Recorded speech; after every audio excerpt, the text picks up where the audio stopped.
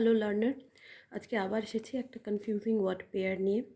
আজকের ওয়ার্ডটা হলো AFFECT effect versus EFFECT effect. প্রথমে এফেক্ট ওয়ার্ডটা ডিসকাস করে নিচ্ছি। AFFECT এফেক্ট এটা আসলে একটা ভার্ব, এর বাংলা মানে হলো প্রভাবিত করা। এক্সাম্পলস দেখে নিচ্ছি। Smoking can affect your lungs. এখানে এই অ্যাফেক্ট ওয়ার্ডটা একটা ভার্ব। আমরা জানি যে ক্যান হলো মোডাল এবং মোডাল অলওয়েজ কিন্তু V1 বা বেস ফর্ম নেয়। সো অবভিয়াসলি অ্যাফেক্ট একটা ভার্ব। আর তাছাড়া যদি আমরা অ্যাফেক্টকে দিয়ে কোয়েশ্চেন করি দ্যাট স্মোকিং অ্যাফেক্টস হোয়াট, না আমরা আনসার পাবো অবজেক্টটা your lungs. So obviously affect এখানে একটা ভার্ব। চলে যাচ্ছি নেক্সট এক্সাম্পলে। The flood affected the crop. Again সেই এখানেও এফেক্টটা হচ্ছে একটা ভার্ব, কারণ দেখো এটা V2 ফর্মে রয়েছে, সেন্টেন্সটা আমাদের সিম্পল পাস্ট ফর্মে রয়েছে, এটা V2 ফর্মে রয়েছে, ইডি যুক্ত রয়েছে। আর আবার যদি আমরা এটাকে কোয়েশ্চেন করি দ্য ফ্লাড এফেক্টেড ওয়ার্ড, না আমরা অবজেক্টটা পেয়ে যাব দ্য ক্রপ। সো অবভিয়াসলি এটা কিন্তু একটা ভার্ব। নেক্সট এক্সাম্পল নিয়ে নিচ্ছি। The loud music affected her ability to concentrate. সেই একই ব্যাপার, V2 ফর্মে রয়েছে, ইডি নিয়েছে, ইডি যুক্ত রয়েছে। আবার এটাকে যদি আমরা কোয়েশ্চেন করি the loud music affected word, না হার এবিলিটি টু কনসেন্ট্রেট, এই গোটা নাউন ফ্রেজটা আমরা অবজেক্ট হিসেবে পেয়ে যাচ্ছি। সো অবভিয়াসলি এটা একেবারে অবভিয়াস একটা ব্যাপার যে এই এফেক্টেডটা হলো ভার্ব। ওকে, এবার আমরা নিয়ে নেব EFFECT এফেক্ট। আচ্ছা, EFFECT এফেক্ট এটা কিন্তু নাউন। ওকে, এর বাংলা মানে হচ্ছে ফলাফল বা প্রভাব। মানে এই এফেক্ট ভার্বের ক্ষেত্রে যদি মানে হয় প্রভাবিত করা, নাউনের ক্ষেত্রে মানে দাঁড়াবে ফলাফল বা প্রভাব, মানে দ্য রেজাল্টটা। হ্যাঁ, আচ্ছা এক্সাম্পলস নিয়ে নিচ্ছি। The effect of watching television is bad. আচ্ছা এখানে দেখুন EFFECT এটা কিন্তু একটা নাউন। কী করে নাউন বুঝবো? আমি আগেই বলেছি যে নাউন বোঝার একটা সহজ নিয়ম হচ্ছে আর্টিকেল এ অ্যান্ড দি যুক্ত থাকলেই বেশিরভাগ ক্ষেত্রে সেটা নাউন হয়।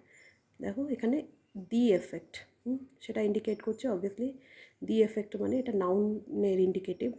এছাড়া the effect of watching television is bad, the এফেক্টটা এখানে কিন্তু সাবজেক্ট হয়েছে। আর আমরা জানি যে সাবজেক্ট বা অবজেক্ট হতে গেলে অবশ্যই তাকে নাউন কিংবা প্রোনাউন হতে হবে। সো অবভিয়াসলি এটা কিন্তু নাউন। নেক্সট এক্সাম্পল নিয়ে নিচ্ছি।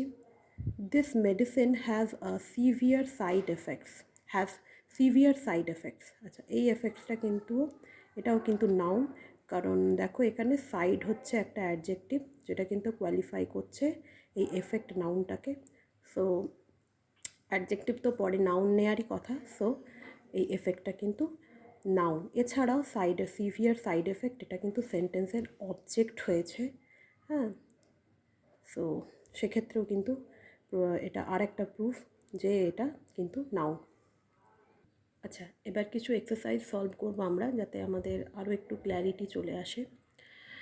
আচ্ছা, number 1, the drought had a nasty dash effect versus effect on the crops.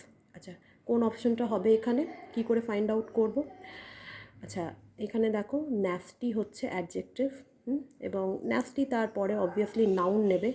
So এখানে কারেক্ট অ্যান্সার হবে এই এফেক্ট স্পেলিংটা।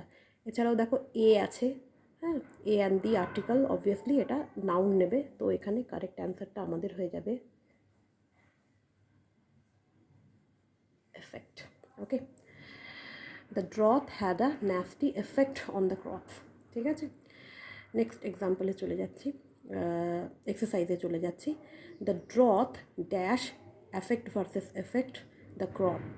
আচ্ছা এখানে কিন্তু দ্য ড্রথ, এখানে কিন্তু এই ভার্বের স্পেলিংটা হবে অ্যাফেক্টেড।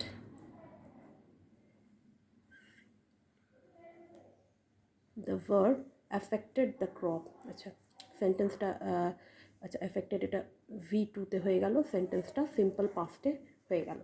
ঠিক আছে, next, the sunburn was an dash affect versus effect of exposure to the sun. আবার কি করে বের করব আমরা? আবার সেই অ্যান, হ্যাঁ, অ্যান মানেই আমি বলেছি যে এ অ্যান দি আর্টিকেল থাকলেই সেটা নাউনকে ইন্ডিকেট করে। সো আবার এই স্পেলিংটা মানে নাউনের EFF ECT স্পেলিংটা হবে the sunburn was an effect of exposure to the sun. এই স্পেলিংটা হয়ে যাবে। নেক্সট চলে আসছি, excessive exposure to the sun dash his skin. তাহলে এখানে কিন্তু ভার্বের স্পেলিংটা হবে affected his skin, affected his skin. So এইভাবে আমাদের এই বেসিক কিছু গ্রামেটিক্যাল ট্রিক্সগুলো অ্যাপ্লাই করে আমাদের কারেক্ট আনসারটা ফাইন্ড আউট করতে হবে। সো আশা করি আমি আমার মতন করে যুক্তি সহকারে লজিক্যালি এক্সপ্লেন করার চেষ্টা করলাম। যদি তোমাদের ভালো লেগে থাকে, এবং সবসময় আমি যেটা বলি ভিডিও শেষে, যে যদি মনে হয় যে খুব যৎসামান্য হলেও ভালো কিছু শিখে থাকো, তাহলে আমার ভিডিওটাতে লাইক করো, কমেন্ট করো, আর যদি মনে করো শেয়ারও করে দিতে পারো। আজকের মতন ভিডিও এখানে শেষ করছি। ভালো থেকো সকলে।